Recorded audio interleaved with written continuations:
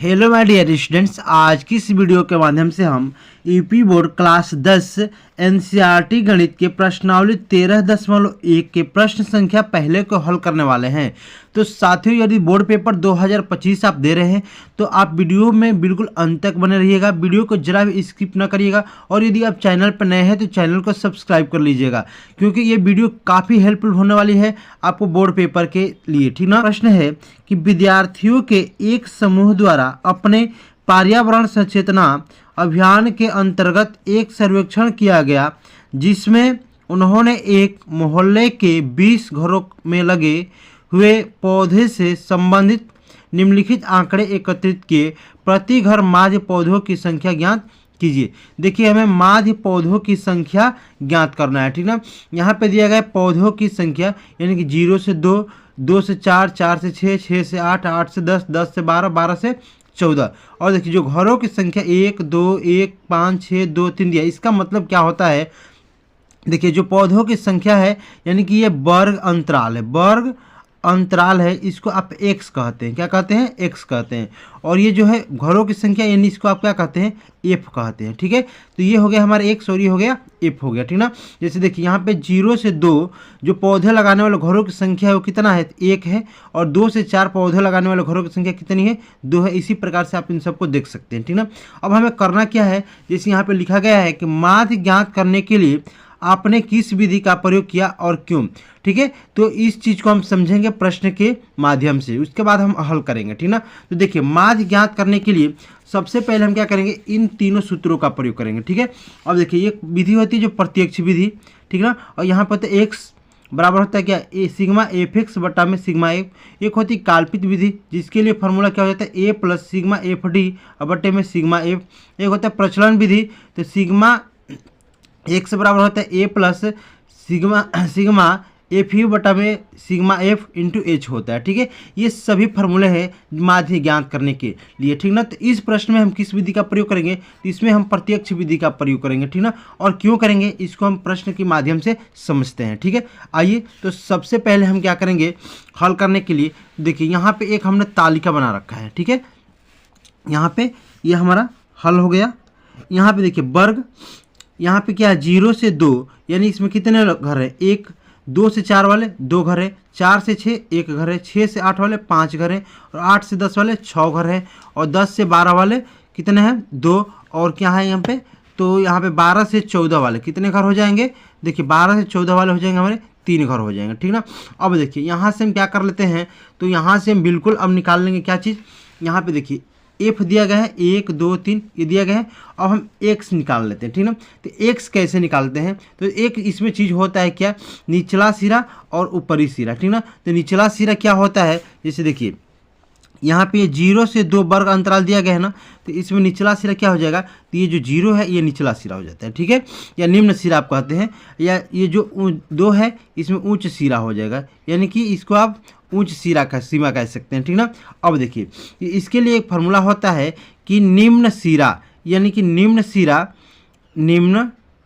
सिरा प्लस उच्च सिरा बटा के 2, यानी यदि हमें एक्स ज्ञात करना होगा तो 0 प्लस 2 बटा में 2, 0 में 2 जोड़ेंगे तो कितना हो जाएगा? 2 बटा में 2, यानी इसका क्या हो जाएगा? 1 हो जाएगा।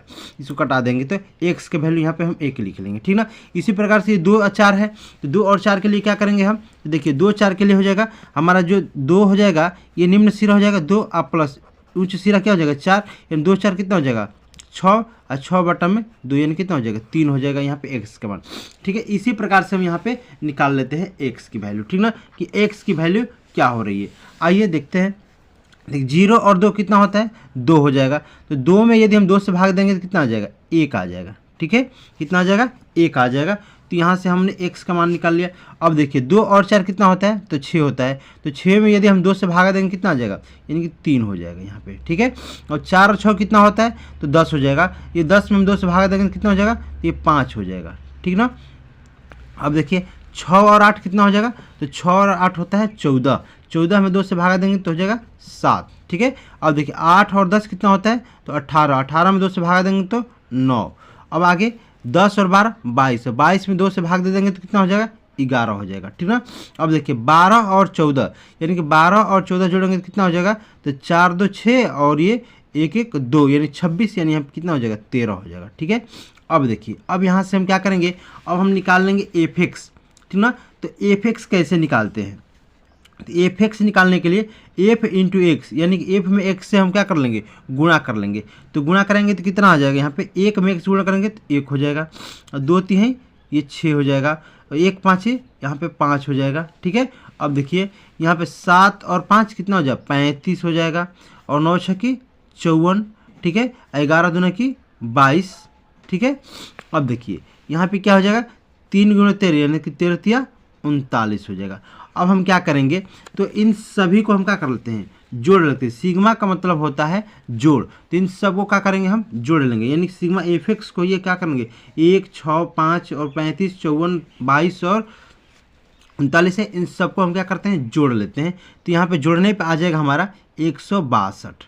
आप लोग जोड़ लीजिएगा, मैं पहले से जोड़ रखा हूँ, कितना आएगा 162 आ जाएगा, ठीक है।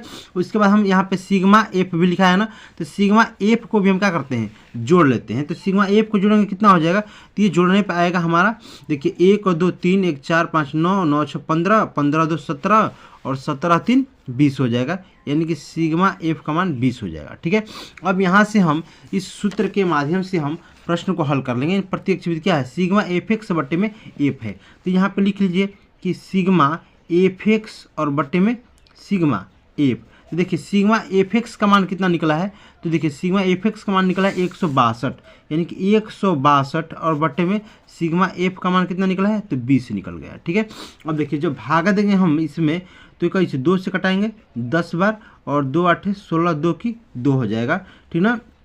तो बराबर कितना हो जाएगा ये, तो यहाँ पे आ जाएगा 8.1 निकल के आ जाएगा एक्स का मान, यानी कि एक्स बराबर कितना हो जाएगा 8.1 हो जाएगा, यानी इसका मान कितना हो जाएगा 8.1 हो जाएगा, और यही आंसर हो जाएगा, ठीक है। अब देखिए तो हम कैसे प्रत्यक्ष विधि का प्रयोग किए थे, आइए जानते हैं। देखिए जब भी हमारा जो है सिग्मा एफ एक्स का जो वैल्यू है, सिग्मा एफ एक्स का वैल्यू सिग्मा एफ के वैल्यू से बड़ा होता है, तो हम प्रत्यक्ष विधि का प्रयोग करते हैं, ठीक ना।